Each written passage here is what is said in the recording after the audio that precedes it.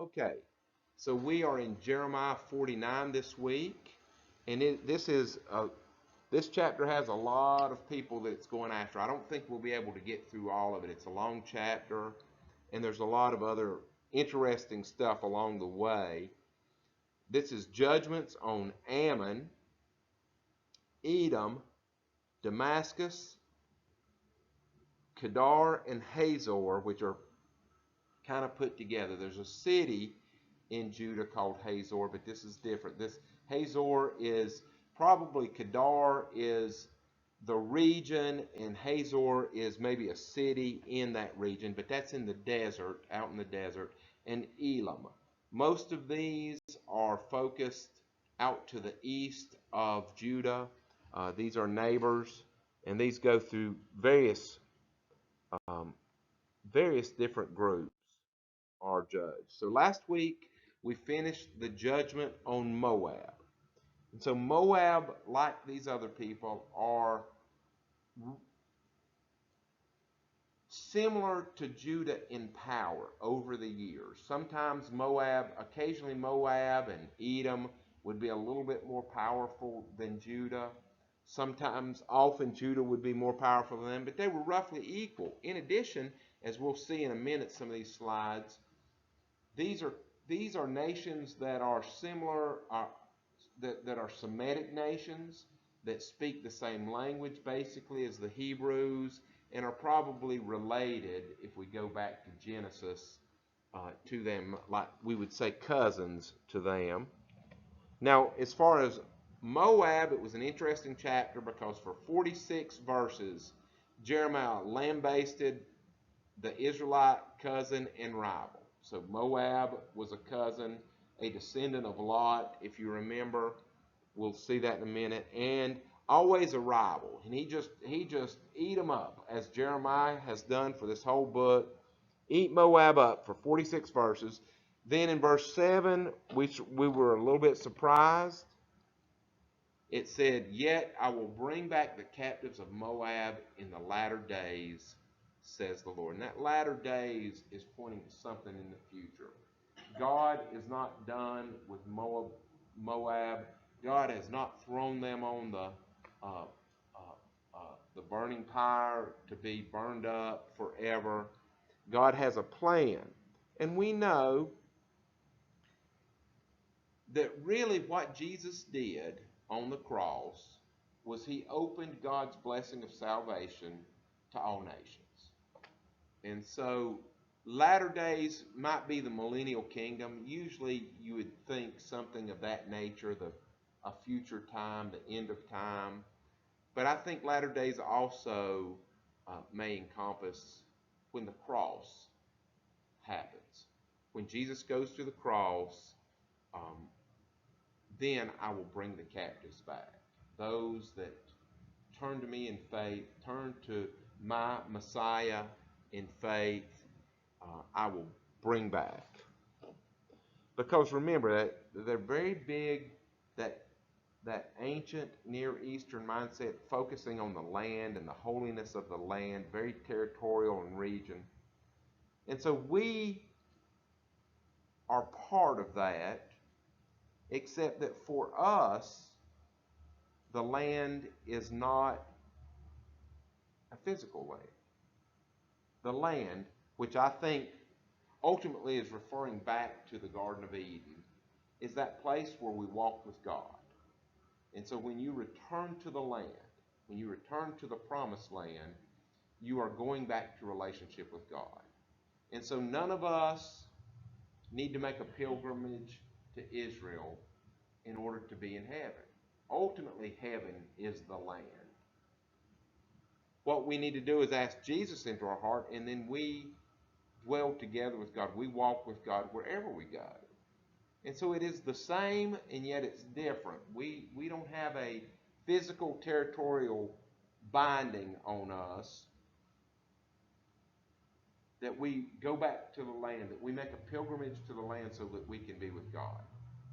Rather, and that's why a lot of the things of the Old Testament are somewhat irrelevant for us.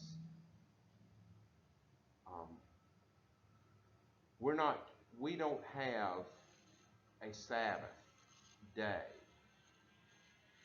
Rather, we are to seek Sabbath every day. We are to rest in Jesus every day. We don't wait till Saturday or Sunday to stop what we're doing and contemplate about Jesus. We're supposed to do that every day. And so the land for us is in our heart. And so I don't necessarily think this is a regional promise that they're going to bring the people of Moab back to what was ancient Moab. It would be Jordan today, in the nation of Jordan. I think I will bring the captives back. They're going to be, part of the judgment is they're going to be swept away by Nebuchadnezzar. But that when Jesus goes to the cross, they can return to fellowship with God. They can come back at any time. Anyway. All right, can you see? You can't see much in that map. Let me give, that is, the yellow is Judah, and the blue is the northern kingdom of Israel, which has been gone 150 years per what we're doing. Down below to the south and east of, see right beside the yellow, and you can't see it good on this slide, that's the Dead Sea. And so Edom is south and east of that. And that was the territory settled by the descendants of Esau. And they're going to be condemned later. That's Edom. And then there is where Moab is. Maybe a little bit north of that, but near the Dead Sea, north of Edom, is Moab. And there is Ammon. Ammon is going to be, I think Ammon is the first one we'll look at today. The capital of Ammon is Rabbah. And several cities are named, like in Moab. And then Damascus is up north. It's in Syria today. And so that is Damascus. And then there you see Jerusalem. Now, let's look, as I said at the beginning, all of these smaller nations are related to the Jews and the Israelites. And you get an idea, a lot of the origins are in the family of Abraham. And so Abraham's father was Terah. Abraham, his brother Nahor, and his brother Haran. And then they had kids, Ishmael and Isaac for Abraham. Then you see all the children of Nahor there. Let's see. And you see down here the descendant, Isaac had two sons, Esau and Jacob.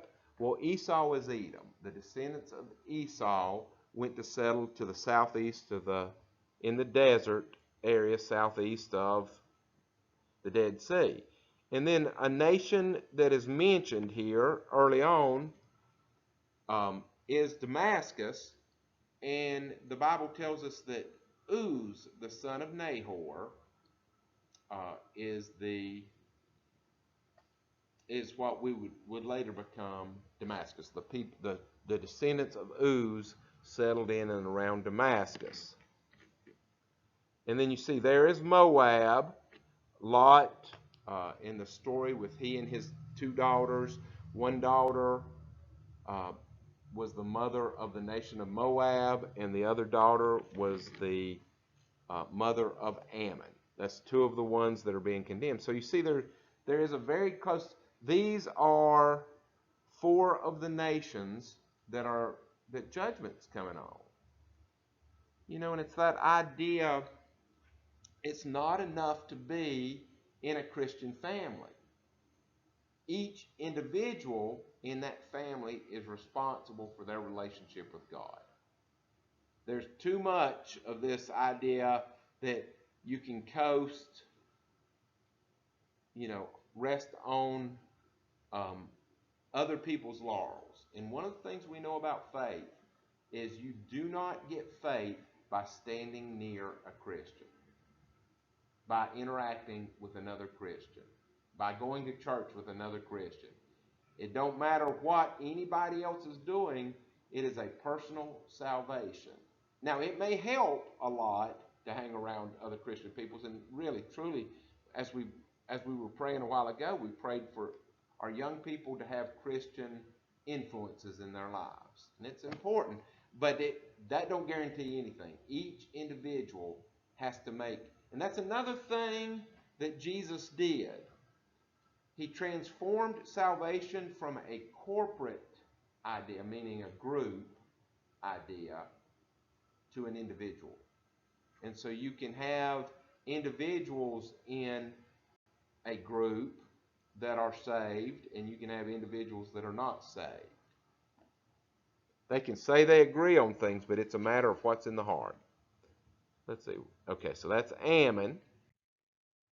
Then on some of the other names that we're going to look at in chapter 49, the Hebrews believed that the Elamites, and Elamites way down on the other side of Babylon, on the other side of the Tigris River is Elam. But they believe the Elamites to be an offspring of Elam, mentioned in Genesis chapter 10, verse 22, the genealogy after the Tower of Babel, or before the Tower of Babel, a son of Shem. And Shem is where we get the word Semite, is a descendant of Shem. Now, Semite is a group of languages, people that speak the same language, but Bible tradition would tell us that all the Semites are descended from Shem, and one of his sons was Elam. So this is another a big cousin is Elam. And this implies that the Elamites were considered Semites, Shemites, you might say. Now I made this part of the slide before I read on and realized I was thinking the city of Hazor, which is in Judah, and that's not correct. The Hazorites that we're going to be talking about in chapter 49 are different from the city of Hazor, but I left it in anyway. If you remember back into Joshua, Jabin was the king of Hazor, the city, and he formed a coalition of Canaanite cities to fight against Joshua and the Israelites. I believe this was the coalition that it said they had iron chariots. They had lots of iron chariots, and so they were formidable. The Israelites, however, won the battle, and Joshua burned and ravaged the city of Hazor. But that's not what we're talking about in the Hazor here. And then Kedar, it says Kedar and Hazor. It's talking about Bedouins who lived in tents, as it says, take their tents and their flocks. These are the desert dwellers, nomadic Bedouins that live on beyond, out east of Edom and Moab in the desert. Again, Arabic Semitic people. So why a judgment on Ammon? We'll start out with Ammon first. Chapter 49 begins, against the Ammonites. Thus says Yahweh, has Israel no sons? Has he no heir? And these are sarcastic questions. Of course they have sons, and of course they have heirs. Why does Milcom, that is a city in Ammon, inherit Gad, and his people dwell in its cities? So Gad is the son of Jacob and the tribe that inherited land where Ammon would later be. And as Israel began to implode, Ammon took over that territory. So we can see on the map here, that is a map. I don't know how well you can see it, but you see where Gad is. It's kind of a purple there. You've got the green there of Judah, and then a little blue section that would be Benjamin, and then you've got Ephraim, and then right across the Jordan from Ephraim is Gad. Okay, so the northern kingdom of Israel had been taken into captivity in 722. Now we started tracking Jeremiah about 100 years later, about 625, right? Roughly in that area. 627, I think.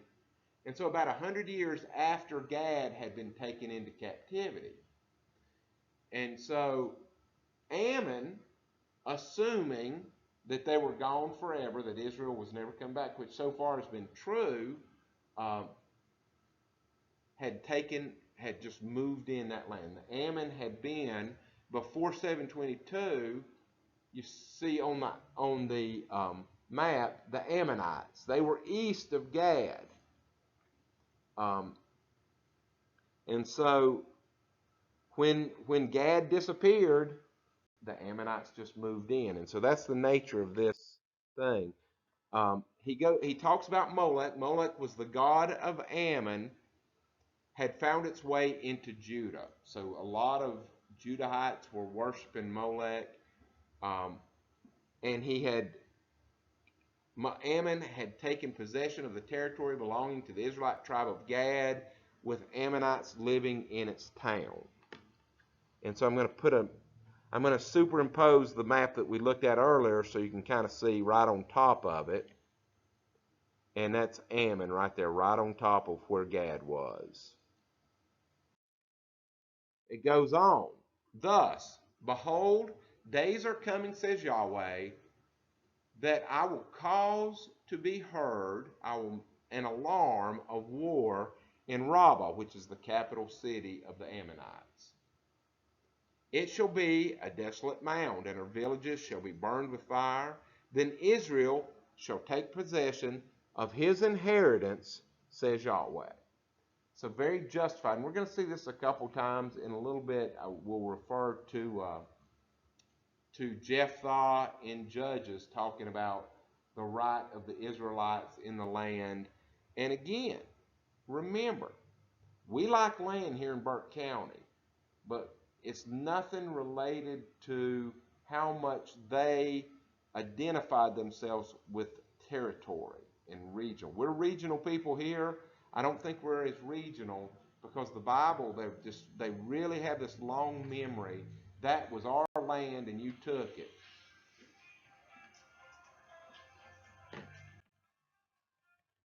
So we pick back up in verse 3. Another city is Heshbon. And Heshbon is right on the border. We talked about Heshbon in the Moab judgment also. It's right on the border between Moab and Ammon. Well, O Heshbon, for Ai is plundered. Now, I think this is a bad job translating. If you remember, Ai or Ai was a city in Joshua. After they went into Jericho and they defeated Jericho as a big walled city, then they went up and there was a little garrison up at Ai, and the Israelites got defeated, and that was because Achan had taken treasure and kept it after they'd been commanded not to. This is not the same city. In fact, I think this points out a little probably what was going on in there. Probably Ai was not a city. The term Ai means a stone heap or a pile of rubble. And so probably what happened back in Joshua was that there had formerly been a city there, a small city, and there was just rubble there. And there was a garrison that had been sent there. Some troops had been sent there to garrison that to block the invasion of the Israelites. And it was like a small guard or a rear guard.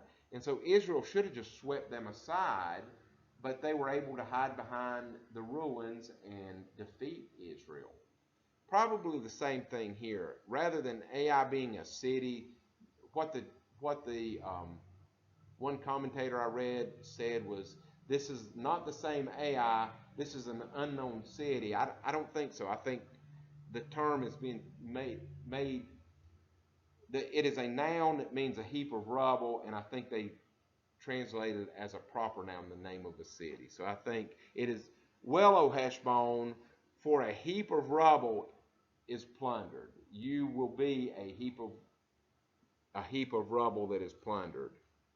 Cry, you daughters of Rabbah, gird yourselves with sackcloth. That would be very uncomfortable because to gird, they wore robes in the ancient Near East. To gird, you reach back and you get your back hem and you pull it up and you put your belt around it so you can run. And in battle, they would go into battle girded like that to fight so they didn't trip over their own robe. And so to gird yourself in sackcloth would be to use a burlap sack for underwear, basically. Make that, cut leg holes out and pull it up and tie it. That would be uncomfortable. And sackcloth is related to, associated with mourning. So gird yourself with sackcloth, lament, cry, and run to and fro by the walls, for Milcom shall go into captivity with his priest and his princes together. That's a formula we've already seen. Priest, and these are not just the common people, but the higher officials also will be taken, the rulers and the religious people. So a little history lesson dealing with Ammon from the book of Judges. So Jephthah, if you remember, Jephthah was a scallywag. It is interesting that they have him giving these lectures on biblical history because he doesn't seem like he would be an articulate, literate man. He was a thug, a brigand. And first thing we find out, he was an illegitimate son. And they went to him, and he had a little troop of outlaws that robbed people. And they went to him to fight to be the general. And he did. And as far as that went, he did well. But we're supposed to be seeing in Judges that they're starting to pick people that are not straight up good people to lead. So they're starting to support leaders that are bad leaders, unsavory. Anyway, that's beside the point. So Jephthah sent a message to Ammon asking, "Why have you come out to fight against my land?" The king of Ammon answered, "When Israelites came out of Egypt, they stole my land from the Arnon River to the Jabbok River and all the way to the Jordan. Now, give back that land peaceably." So that is the territory of Gad, but at this point, the point of Judges, everything is kind of dissociated. Gad is fighting on its own. It is not a united kingdom. They don't have a king over all the tribes. Each tribe fights for themselves. And so Ammon wants to conquer the land that it will later have and take it. Jephthah responded, "Israel did not steal any land from Moab or Ammon." When Israel arrived at Kadesh after crossing the Red Sea, that's an important reference. Red Sea was another time that God delivered them and they defeated a much greater enemy. They sent messengers to the king of Edom, who Edom is one on our list here. All these places are people that are going to have judgment against them, asking for permission to pass through his land, but were denied. Edom, Esau's descendants, direct cousins, rejected them from passing through. Then they asked Moab for similar permission, but he wouldn't let them pass through either. So the people of Israel stayed in Kadesh. So again, this is in the time of the Judges. Jephthah's giving a history lesson. Finally, they went all the way around. So if you think of a map, rather than going straight up and crossing in, they went all the way around Edom and all the way around Moab in order to come in to the Promised Land. They traveled along Moab's east border, camping on the other side of the Arnon River, again being very careful to make sure they did not cross borders here, but they never once crossed the Arnon into Moab. So we did not violate anybody. Then Israel asked the Amorite king Sihon. So if you may remember, you may not, the Amorites are the Semitic people who conquered and formed the city of Babylon in Mesopotamia and the city of Nineveh. Those were Amorites. And so Ammon is descendants of the Amorites, which, what do you think, um,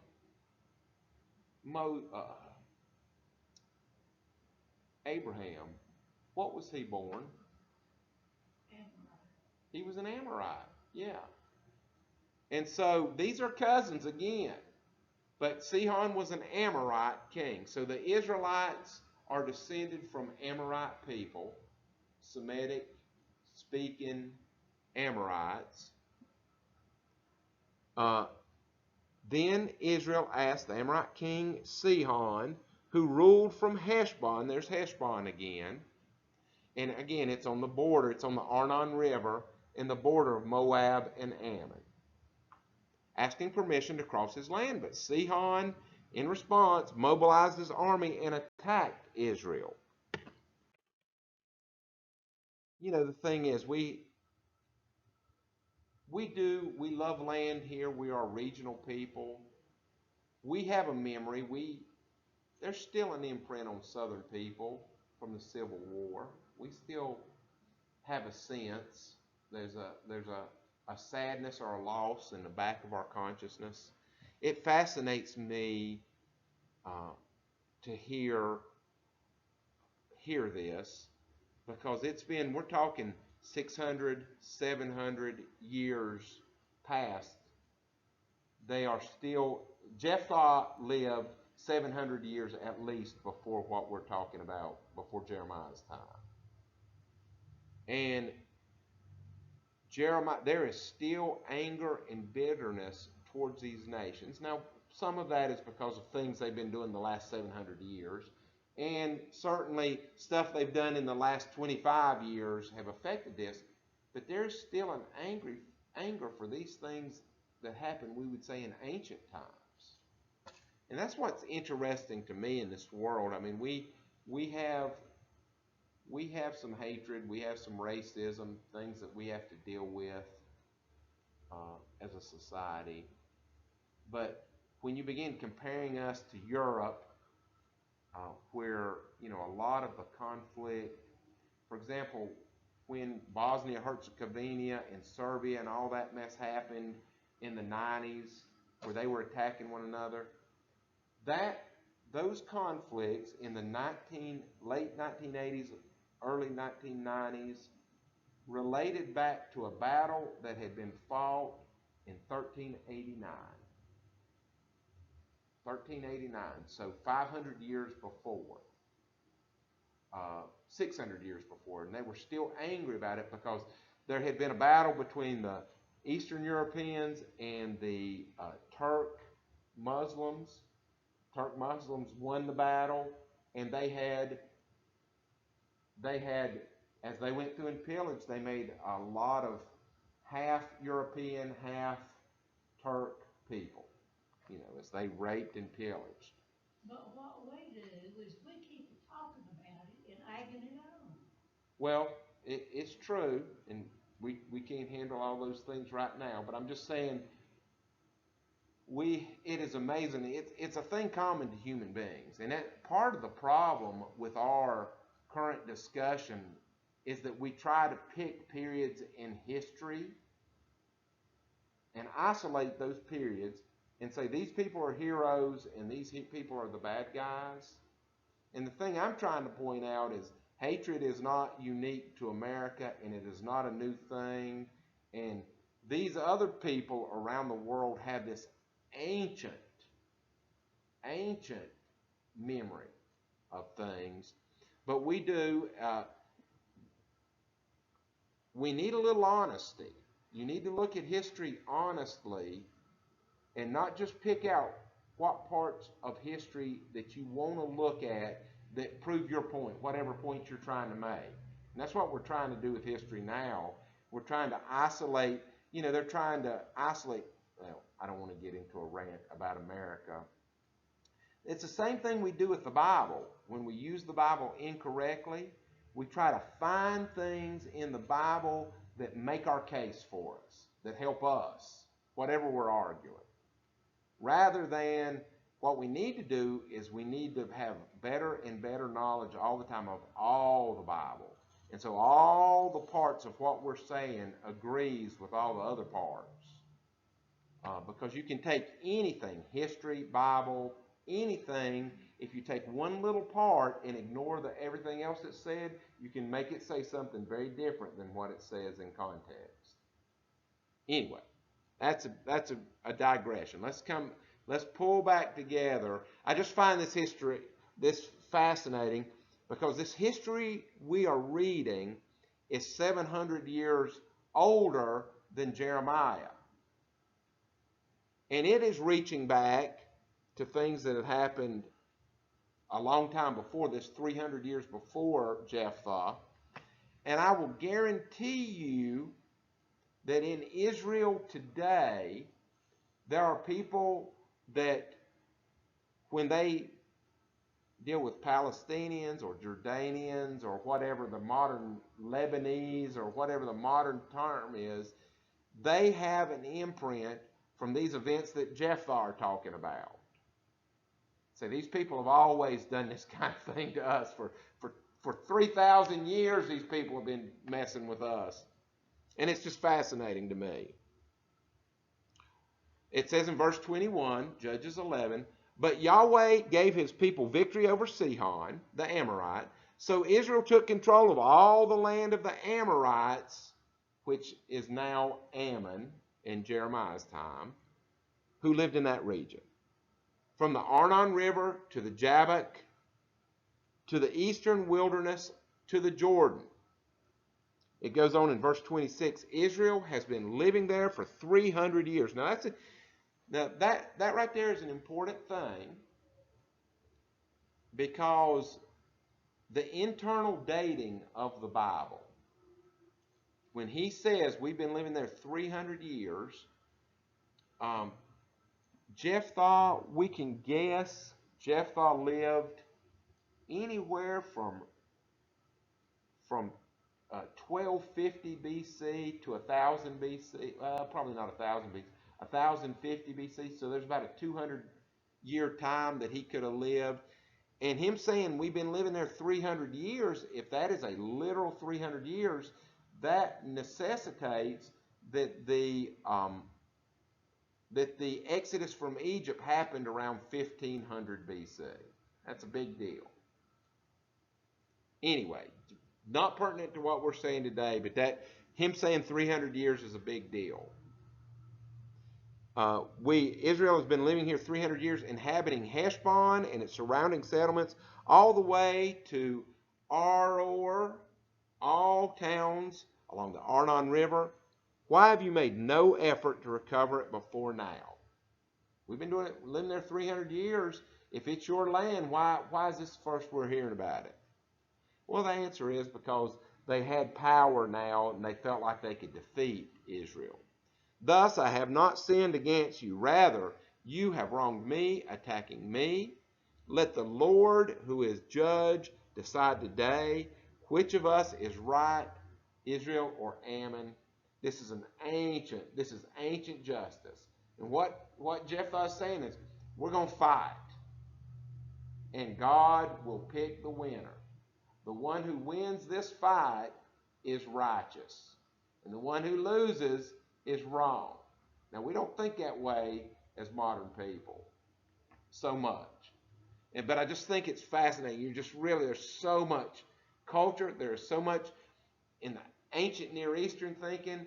And there is so much in the way the Israelites and the Arabs today deal with each other. Is that kind of thinking. That ancient kind of thinking. You want to understand the Arab-Israeli conflict and mindset? Right there's a window. We're going to fight, and the one that wins is the one that God thinks is righteous in this. Good stuff. Now back. What is Ammon's main problem? Well, they're proud. We saw the same thing with Moab. Why do you boast in valleys? Your flowing valley. Ammon is a little bit better land than Moab. Moab had a lot of wine. I think Ammon more so. Old backsliding daughter of the Amorite Arab, Abram, who trusted in her treasures, saying, "Who will come against me?" Ammon had not had quite the same history of invasion that Israel had. Ammon is a little bit more off the beaten track. If you can visualize that map, the main route was down the coast of the Mediterranean Sea. And I say the main route, that's for the big armies and the big empires to travel, to fight, and to trade is along the coast. Then there's another road right down the middle of the country, and that is guarded by Shechem. Then there's a road that comes down on the east side of the Jordan River, which would be the western part of Ammon and Moab. And so they've kind of lived off those routes. Ammon was more to the east of that route. And so in general, they've been left alone more so than Israel. Israel is right on the crossroads of the world. God planted the nation right on the hub of the wheel, right in the center of the ancient world. And so they got invaded more.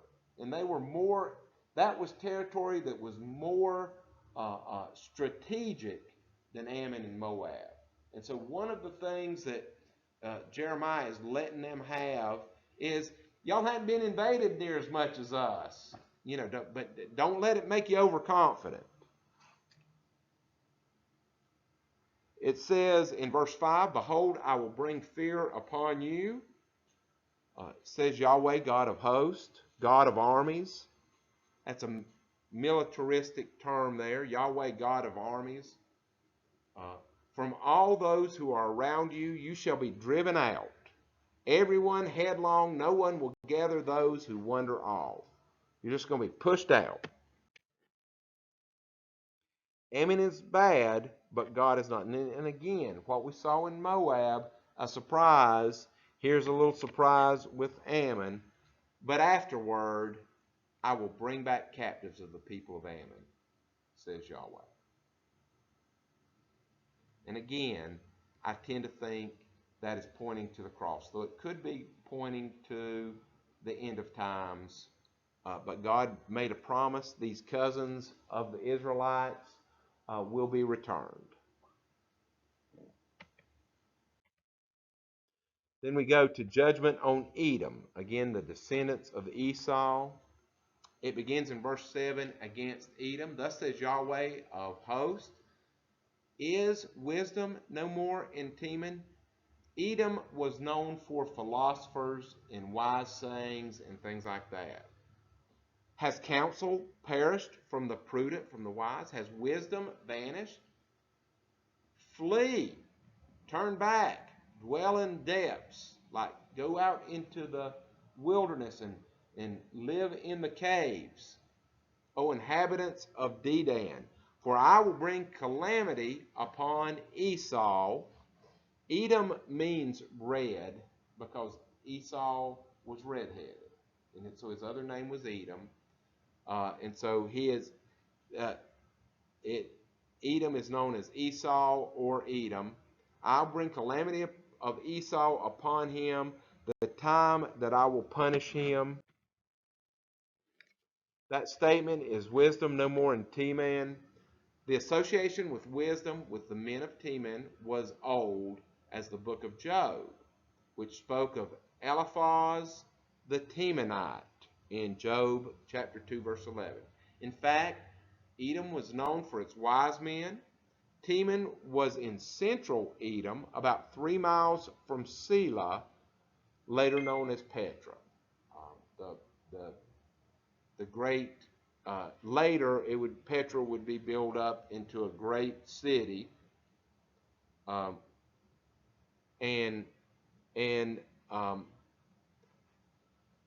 Teman Teman is right there in that region and known for its philosophers.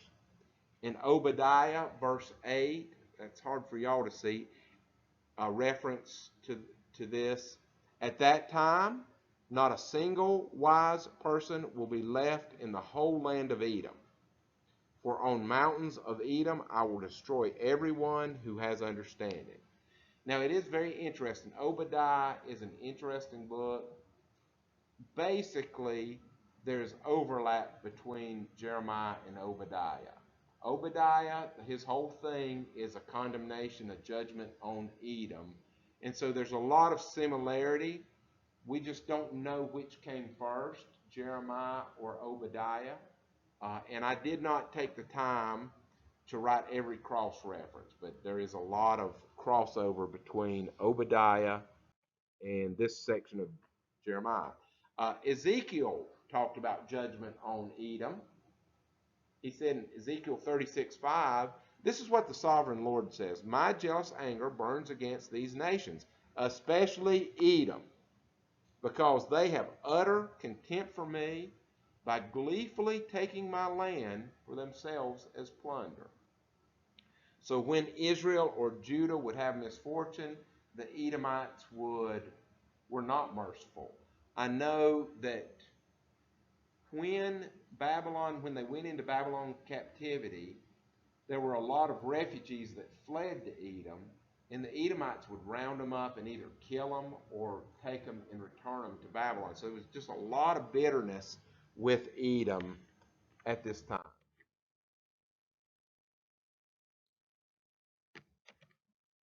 Verse 9, if grape gatherers came to you, would they not leave some gleaning grapes? If thieves came by night, would they not destroy until they had had enough? So there would be some left over. Normally, there would be some things left over after this destruction. But I have made Esau bare. When I judge, I'm going to strip everything away. I have uncovered his secret places, and he shall not be able to hide himself. His descendants are plundered, his brethren and his neighbors, and he is no more. Verse 11, leave your fatherless children. I will preserve them alive, and let your widows trust in me. For thus says Yahweh, behold, those whose judgment was not to drink of the cup have assuredly drunk.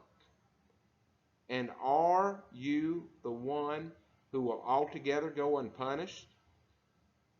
You shall not go unpunished, but you shall surely drink of it. So even people that think they're off the hook will not be off the hook. For I have sworn by myself, says Yahweh, that Bozrah shall become a desolation, a reproach, a waste, and a curse. All of Edom's cities shall be perpetual waste. So Bozrah means a sheepfold in Hebrew, and was a farm city in Edom southeast of the Dead Sea. I believe I've got a little map with Bozrah on it. Yes. There's Bozrah. Dead Sea just to the southeast of that, and that's Judah right up there.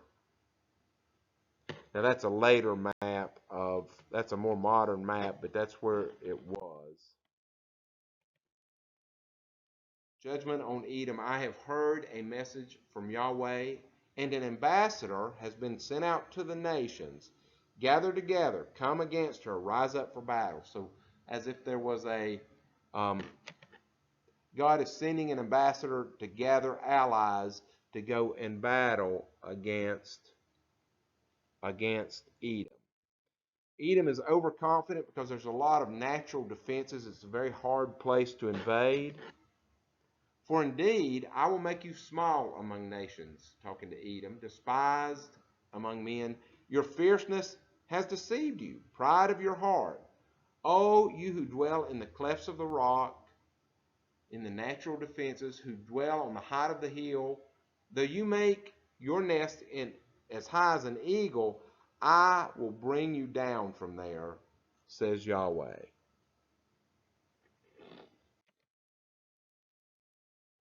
After judgment, Edom shall be an awful place. These are common themes in judgment. Edom shall also be an astonishment. People will be astonished by how ravaged it is. Everyone who goes by it will be astonished and will hiss at all its plagues. As in the overthrow of Sodom and Gomorrah and their neighbors, says Yahweh, no one shall remain there, nor shall a son of man dwell in it. So a human or a son of a human will dwell in it. God as fierce as a lion. Behold, he shall come like a lion from the floodplain of the Jordan against the dwelling place of the strong. But I will suddenly make him run away from her. And who is chosen? Who is a chosen man that I may appoint over her? For who is like me? Who will arraign me? And who is that shepherd who will withstand me? So God is going to be aggressive in attacking. There's no leadership there that can overcome him.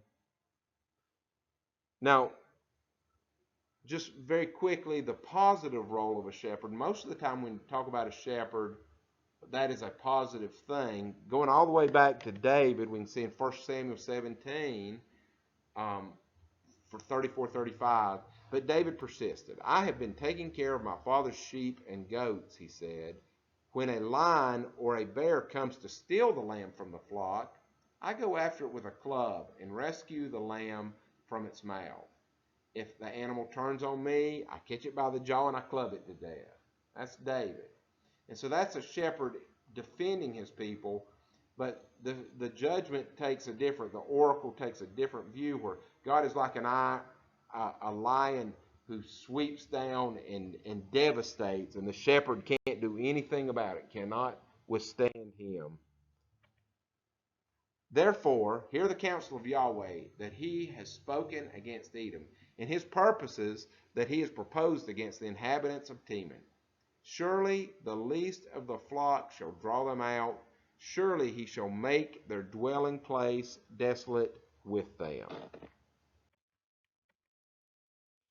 The earth shakes at the noise of their fall, at the cry of its noise is heard at the Red Sea. Behold, in another reference to the Red Sea and a victory there, behold, he shall come up and fly like an eagle. This is God. Spread his wings over Basra. The heart of mighty men of Edom in that day shall be the heart of women in birth pains. There's a picture of an eagle with its claws out. That'd be a bad thing to look up and see coming straight for you. A couple points as we finish, and we'll end here with Edom. First, so we've had judgments on Egypt, Moab, and Ammon. Unlike them, Edom is given no promise of future restoration. Very interesting there. Esau and Jacob, just very interesting. Second, the prophecy fulfilled, this prophecy against Edom won't be fulfilled until the intertestamental period. That is from 400 BC, which is still almost 200 years away, until the year 0 when Jesus comes. That's the intertestamental, the period in between the Old Testament and the New Testament. At that time, in the intertestamental period, desert tribesmen, the Nabateans, drove the Edomites from their land. They were forced to migrate into southern Judah, and they became the Idumeans. If you remember, Herod was not a proper Jew. He was an Idumean. He was a descendant of Edom, of Esau. In 125 BC, John Hyrcanus, a Maccabean, he was the high priest, but he was sort of like a general. He was a military guy. He fought a lot of battles. John Hyrcanus. I don't know a ton about him because he's intertestamental, but I know that, for example, he went up and attacked the city of Shechem and laid siege to it and burned it down and burned. It was right across the valley from the the temple, the Samaritan temple at Mount Gerizim, and he burned down the temple at Mount Gerizim in 167 BC. So this is John Hyrcanus the first, subjugated the Idumeans and made them accept Judaism. That's according to Josephus in Antiquities. Josephus was a historian, a Jewish historian. Thus, the Edomites ceased to be a distinct national group. Today in Israel, I'm guessing, there are a lot of Jews that are Idumeans, and technically not descended from Jacob. But you have to go back. I'm sorry, yes. Not descended from Jacob, they would be descended from Jacob's brother Esau. I just thought that was interesting. And so we will end there. We'll pick up next week on the judgment against Damascus. Now, again, these themes, these are repetitive themes, but the fact is, God is not to be mocked. God is not to be messed with. God will not forget our sin. God does not wink at sin. God does not smile at sin. And God, every sin will be paid for. However, that's what we believe. If you do not turn to God through the cross, we believe that God will bring harsh judgment. You have to the end of this life to consider the truth, the reality of your own sinfulness. And if you either don't bother to or you refuse to submit to God, then you will pay in judgment for your sins. And that's what we're seeing. That's really, Jeremiah is about God judging first Judah, and now we're seeing judgment, the forecast of judgment on all these other nations. However, in most of these cases, there is those that will, I think, it doesn't say it explicitly, but I think those that turn to God in faith will be brought back in later days. And I think that happens on the cross. And so Edom gets an especially harsh penalty, it seems. However, it is ironic that they are not mentioned for a later time. You'll be returned to your land, but they are absorbed, and they become Jewish. They are absorbed into it. I find that interesting. Any questions or comments about that? I think very interesting stuff. All right, well, let's say a prayer and be dismissed.